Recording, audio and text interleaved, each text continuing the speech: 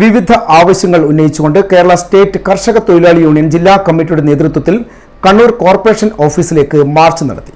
സംസ്ഥാന secretary N ചന്ദ്രൻ ഉദ്ഘാടനം ചെയ്തു. മൊത്തം അലോട്ട്മെന്റായി കിട്ടിയ ഫണ്ടിന്റെ 34% കണ്ണൂർ കോർപ്പറേഷൻ ചെലവഴിച്ചിട്ടുള്ളത്. പട്ടികജാതി വിഭാഗത്തിന് വേണ്ടിയോ പട്ടികജാതി വിഭാഗത്തിന് വേണ്ടി നീക്കിവെച്ചത് മൊത്തം പ്ലാൻ ഫണ്ടിന്റെ 3%. 3.68%. മൊത്തം പ്ലാൻ ഫണ്ടിന്റെ 3.68% കണ്ണൂർ കോർപ്പറേഷൻ പട്ടികജാതി മേഖലക്ക് നീക്കിവെച്ചത്. ഇതിനകം എത്രയാ ചെലവിട്ടെന്നറിയോ? 1.28%.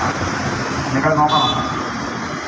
പട്ടികജാതി മേഖലയിൽ മൊത്തം പ്ലാൻ ഫണ്ടിന്റെ 3.68% നീക്കിവെച്ചെങ്കിലും ഇതിനകം ഇത്രയും മാസം കഴിഞ്ഞിട്ടും ഇനി സാമ്പത്തിക വർഷം അവശേഷിക്കാൻ 2 മാസമേ ബാക്കിയുള്ളൂ.